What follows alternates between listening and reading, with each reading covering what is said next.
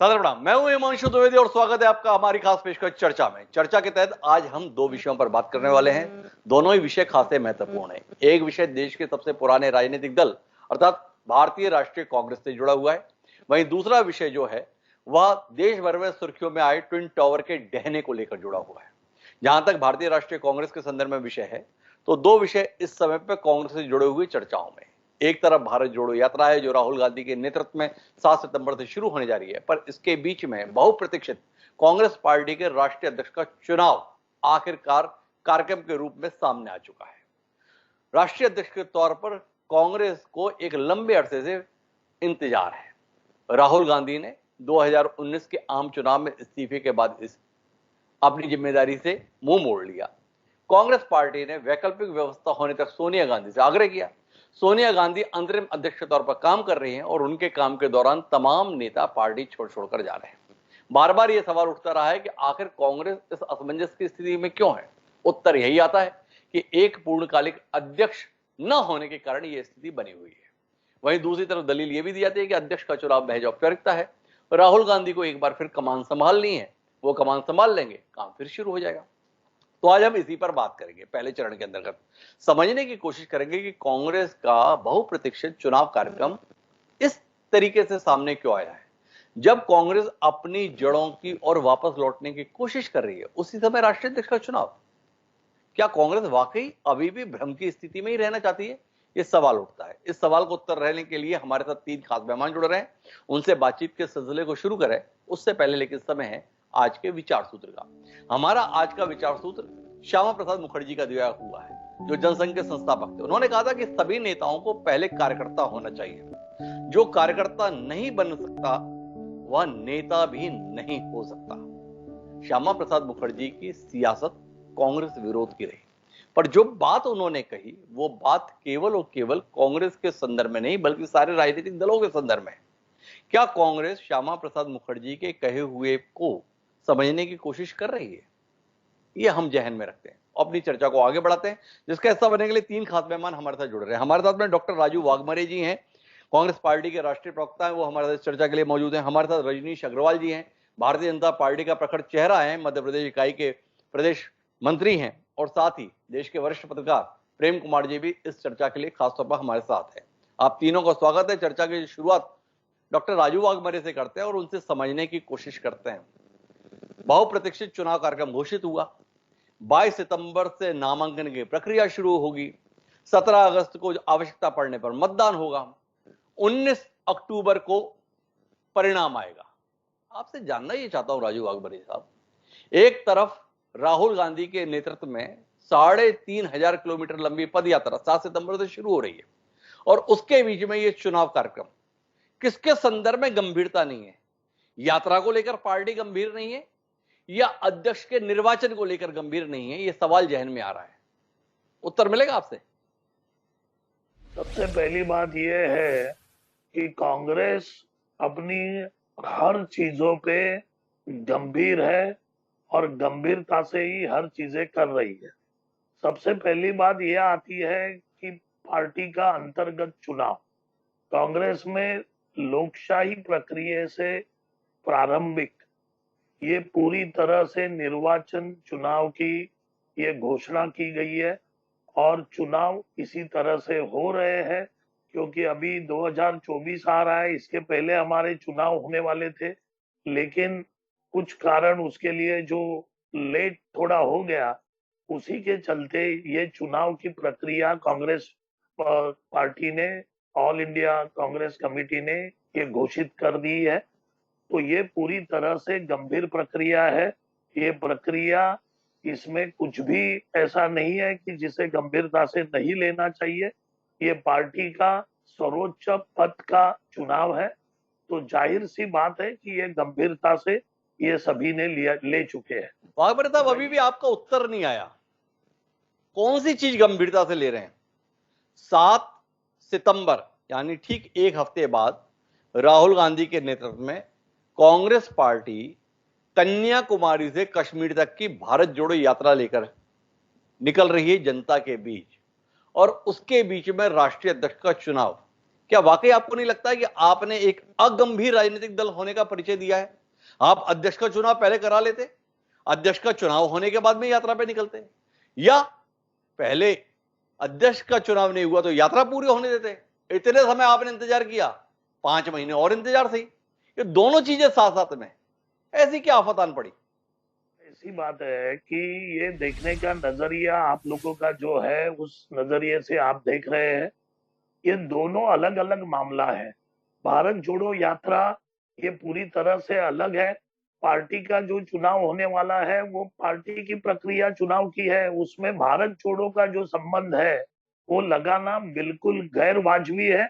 क्योंकि भारत जोड़ो यात्रा ये लोगों के साथ हमारे नेता राहुल जी गांधी पदयात्रा कर रहे हैं, और देश के सामने जो महंगाई, बेरोजगारी, किसानों की समस्या है, उपासमार हो रही है, कुपोषण है, आदिवासियों की समस्या है, ये सभी को लेके भारत जोड़ो यात्रा कर रही है।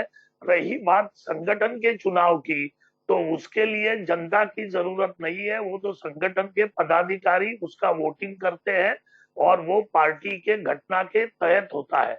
तो ये दोनों अलग मैं अलग। जाऊंगा रजनीश अग्रवाल जी के पास, उससे पहले एक सवाल और कर लेता हूं। वाघ साहब के लिए थोड़ा मुश्किल मामला है ये। क्या माना जाए कि राहुल गांधी ने पार्टी से और पार्टी ने राहुल गांधी से उम्मीद छोड़ दी है, तो राहुल गांधी को चुनाव लड़ना नहीं है तो वो पदयात्रा पे निकले, कांग्रेस को राहुल गांधी को अध्यक्ष बनाना नहीं है तो उसने अपना कार्यक्रम घोषित कर दिया है। थोड़ा रोशनी देंगे, क्या मायने यही समझे जाएं आपके कार्यक्रम के?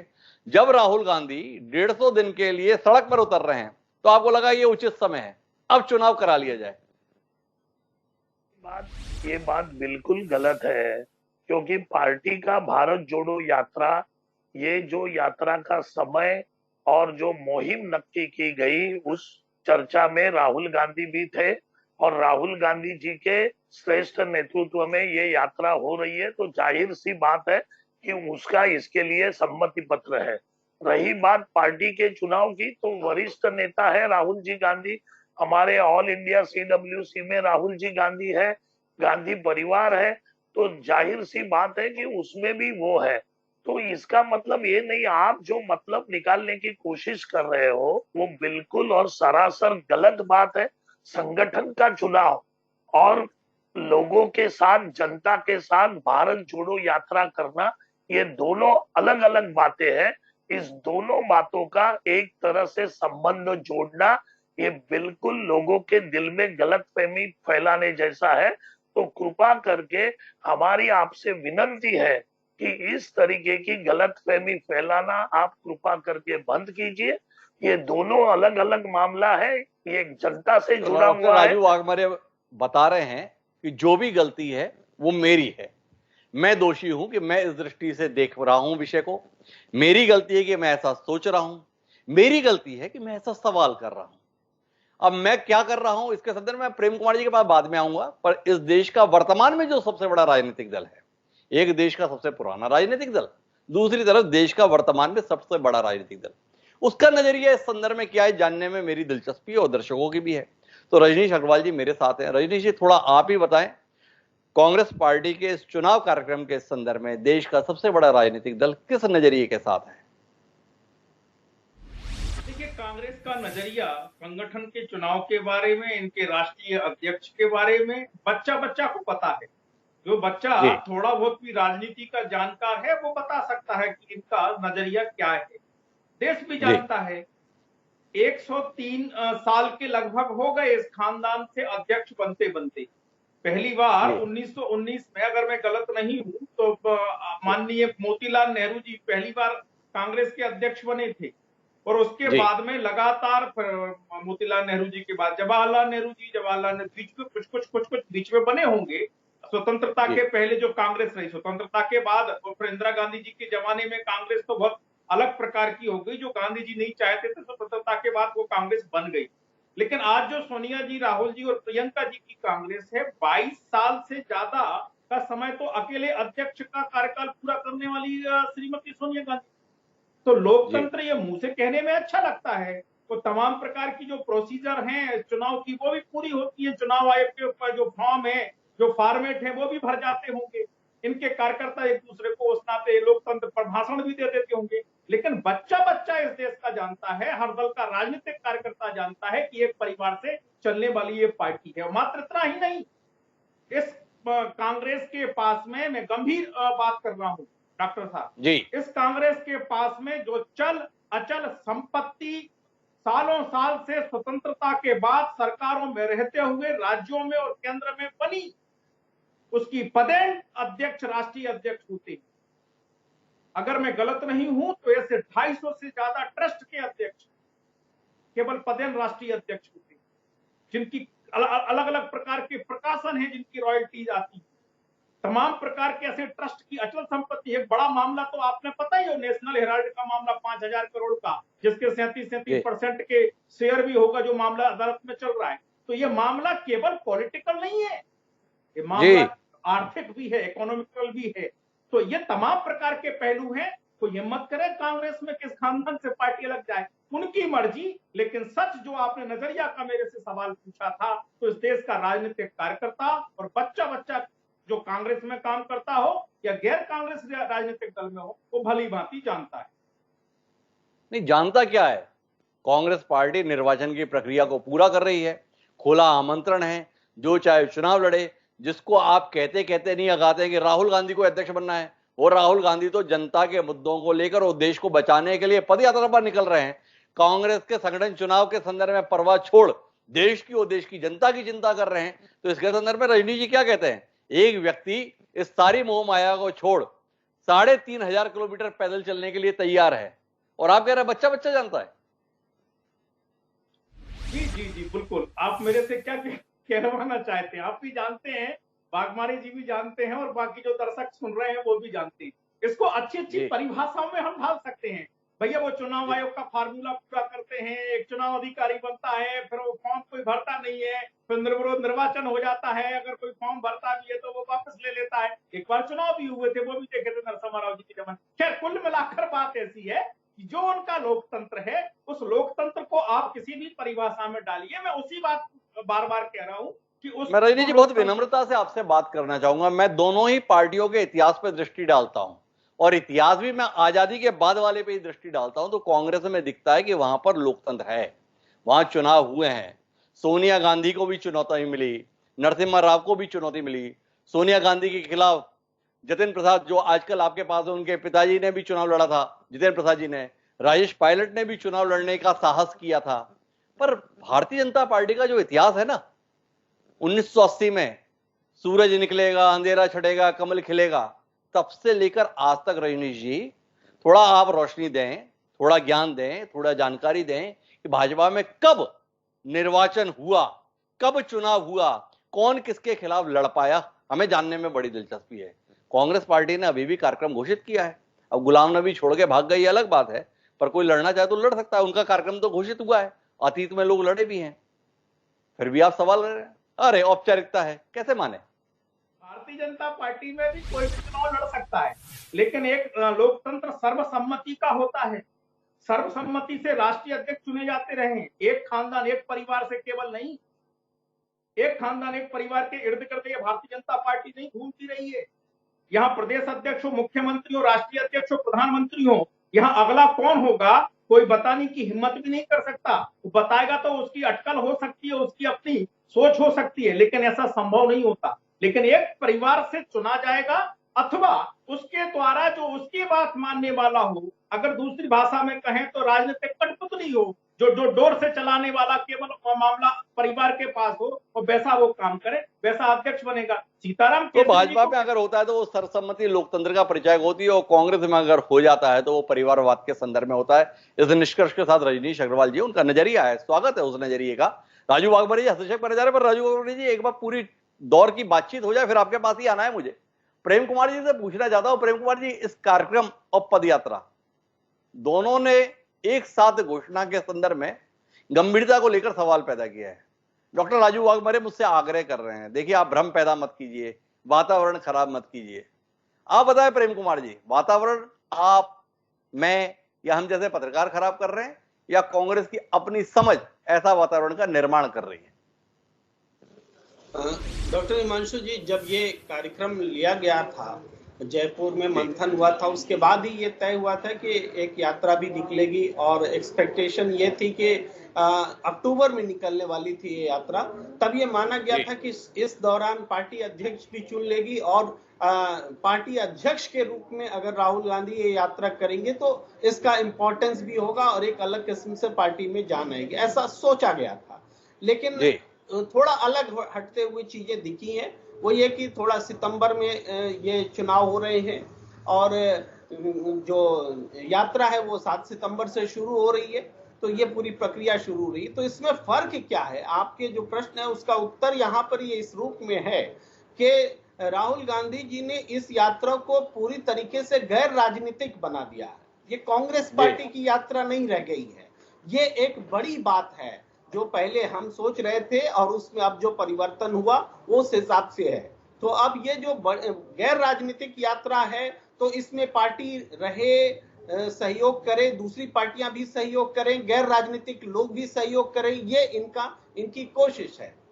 तो इस तरीके से यात्रा और पार्टी अध्यक्ष का कार्यक्रम थोड़ा डिफरेंट हो जाता है, एक दूसरे के विरोधी नहीं है। अगर कांग्रेस की तरफ से होता तब जरूर आपका सवाल वाजिब होता कि एक तरफ कांग्रेस इतनी बड़ी मैं प्रेम कुमार जी बीच में रोकना चाहता हूं। राहुल गांधी के संदर्भ में संकट है कि वो पार्टी के ही सर्वमान्य नेता हो पाए। तमाम नेता पिछले लंबे समय से पार्टी छोड़ कर जा रहे हैं और उनके निशाने पर राहुल गांधी हैं, राहुल गांधी की क्षमताएं हैं, राहुल गांधी की समझ है, राहुल गांधी का नेतृत्व है। एक व्यक्ति अपनी पार्टी में अपने नेतृत्व को मान्यता नहीं दिला पा रहा और आप मुझे बता रहे हैं कि वह देश का नेता होने की तैयारी कर रहे हैं। उन्होंने अपनी यात्रा को गैर राजनीतिक कर दिया है। वाकई एतबार करें इस बात पर। देखिए, इसके नतीजे क्या होंगे, इसके परिणाम कितने उनके लिए अच्छे होंगे या राष्ट्रीय होंगे या नहीं होंगे, ये तो उस यात्रा के बाद हम ये कह सकते हैं। आपका प्रश्न तब तक जिंदा रहेगा कि राहुल गांधी जी पार्टी से अलग हट करके एक गैर राजनीतिक कार्यक्रम ले रहे हैं और इन तमाम सवालों के बीच ले रहे हैं, ये प्रश्न आपका जिंदा रहेगा। लेकिन जब ये यात्रा होगी उसके जितने इम्पैक्ट होंगे उसके हिसाब से ही उस प्रश्न का उत्तर भी होगा। लेकिन ये चूंकि राहुल गांधी जी ने ये तय कर लिया है कि हमें नहीं बनना है अध्यक्ष, और उन्होंने ये भी तय कर लिया है कि गांधी परिवार से भी किसी को नहीं बनना है। यहाँ पर मैं थोड़ा सा, मुझे आपत्तिजनक भी बात लगती है कि प्रियंका गांधी अध्यक्ष बने या न बने, ये बात राहुल गांधी कैसे तय कर सकते हैं?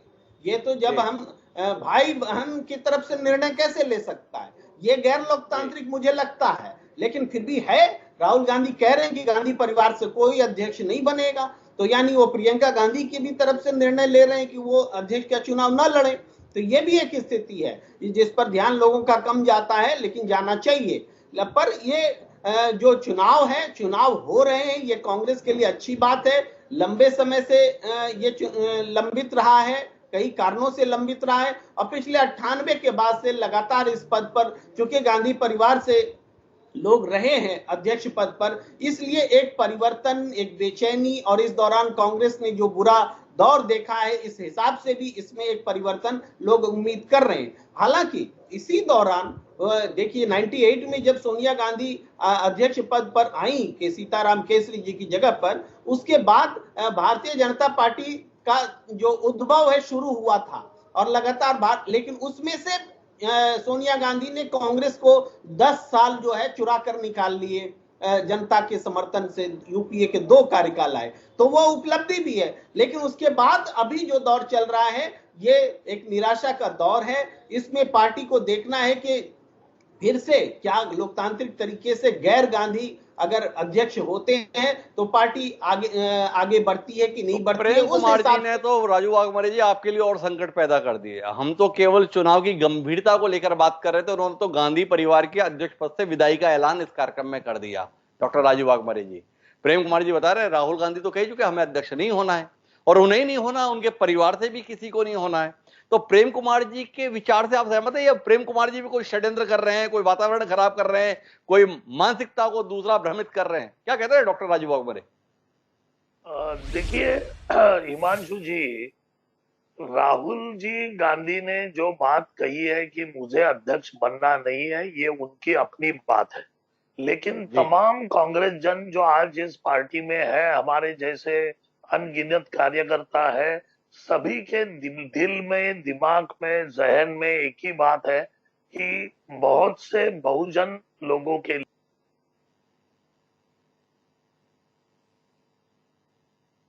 जो है वो इस अध्यक्ष बने, ऐसी हमारी मनीषा है। हम सब बात कर रहे हैं। राहुल जी की मनीषा है, उनके दिल में है कि उनको नहीं बनना है, वो उनकी बात है। रही बात बाकी किसी की और बाकी किसी गांधी परिवार की, तो अगर प्रियंका गांधी जी को अध्यक्ष बनना है तो वो भी फॉर्म भर सकती है, या कोई भी इंसान जो इस पार्टी का कार्यकर्ता है वो लोकतांत्रिक तरीके से फॉर्म भर सकता है। और ऐसा किसी ने कहा, जो जैसा भी राहुल जी ने कहा हो, लेकिन ऐसा कभी राहुल जी कभी भी लोकतंत्र और लोकतांत्रिक मुद्दों को लेके बात करते हैं, तो ऐसा कभी होने वाला नहीं है कि अगर प्रियंका जी को फॉर्म भरना है और राहुल जी उनको बोले कि आप फॉर्म मत भरिए, क्योंकि गांधी परिवार ने और राहुल जी ने कभी भी लोकतांत्रिक मुद्दों का ही सहारा लिया है और लोकतंत्र का ही सहारा लिया है। इसीलिए कांग्रेस पार्टी में लोकतंत्र है। जो राजू हमारे वाघमारे जी, एक बात बताओ, आप चाहते हो कि कांग्रेस पर देश भरोसा करे, आप चाहते हो राहुल गांधी पर देश भरोसा करे, आप कहते हो कि राहुल गांधी देश की बात सुनते हैं, लोगों की बात सुनते हैं, लोगों की बात मानते हैं। एक उलझन है मेरी, आप देश और राहुल गांधी से इतनी बात करते हैं, राहुल गांधी आपकी बात नहीं सुनते, आप राहुल गांधी की बात नहीं सुनते और चाहते हैं कि देश राहुल गांधी की सुने और राहुल गांधी देश की सुनते हैं, ऐसा आप बताते हैं। आप चाहते हो राहुल गांधी अध्यक्ष बने, सारे कार्यकर्ता चाहते हैं, आप बता रहे हैं, राहुल गांधी फिर भी मना कर देते हैं। तो जो व्यक्ति अपने कार्यकर्ताओं की भावनाओं का सम्मान नहीं करता, जो व्यक्ति अपने कार्यकर्ताओं की बात मानने के लिए तैयार नहीं होता, ऐसे व्यक्ति को देश कैसे स्वीकार करेगा? राजू जी, सबसे पहली बात यह है कि संगठन के पद को लेना और कौन से पद पे मुझे विराजमान होना है, ये मेरा पर्सनल ताल्लुकात है, वो मेरी प्राइवेसी है, वो मेरी अपनी बात है, जैसे राहुल जी की बात है। रही बात राहुल जी जनता के लिए सड़क पे उतरते हैं, जनता के लिए आज देश भर रास्तों पे उतर के पूरी तरह से आंदोलन कर रहे हैं। जो बात किसानों के बारे में हो, भूमि अधिग्रहण कायदे के खिलाफ हो, या महंगाई के खिलाफ हो, बेरोजगारी के खिलाफ हो, या कोरोना के खिलाफ हो, जो चीजें राहुल जी ने बताई, उसी तरह से अर्थव्यवस्था, उसी तरह से इस देश में पूरी तरह से राजू वाघमारे जी, मेरे सवाल का उत्तर नहीं दिया, लेकिन मैं बातचीत को अंतिम चरण में ले जाना चाहता हूं, इसलिए रजनीश जी आपके पास आना चाहता हूं और जानना चाहता हूं, प्रेम कुमार जी की बात ने आपको कितना निराश किया, कितना हतोत्साहित किया, कितना आपका मन बैठ गया, कितना आप भविष्य को लेकर आशंकित हो गए? राहुल गांधी अध्यक्ष नहीं बन रहे, कांग्रेसियों की जितनी इच्छा रहती है कि राहुल गांधी अध्यक्ष बने, मैं महसूस करता हूं उससे कहीं ज्यादा आप जैसे तमाम भाजपा के प्रखर नेताओं की रहती है, राहुल गांधी जी फिर से अध्यक्ष बने। प्रेम कुमार जी बता रहे हैं नहीं बन रहे, कितना निराश हो गए रजनीश जी आज आप?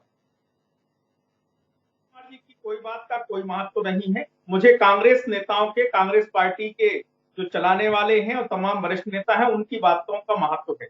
प्रेम कुमार जी जो बातें कह रहे हैं वो तो बिल्कुल उलट हैं, क्योंकि कांग्रेस खुद उस यात्रा को ऑन कर रही है और तमाम नेता वीडियो के साथ में अपनी बात भी कह रहे हैं। वो उनकी मर्जी, प्रेम कुमार जी जाने, कांग्रेस को बहुत अच्छे से पहचानते होंगे। लेकिन मैं जो बात अब मेरे से पूछा है, तो कांग्रेस पार्टी के जिन मुद्दों को कांग्रेस के वरिष्ठ नेता पिछले कुछ वर्षों से लगातार उठा रहे हैं, उनको ही एड्रेस श्रीमान राहुल गांधी जी नहीं कर पा रहे हैं।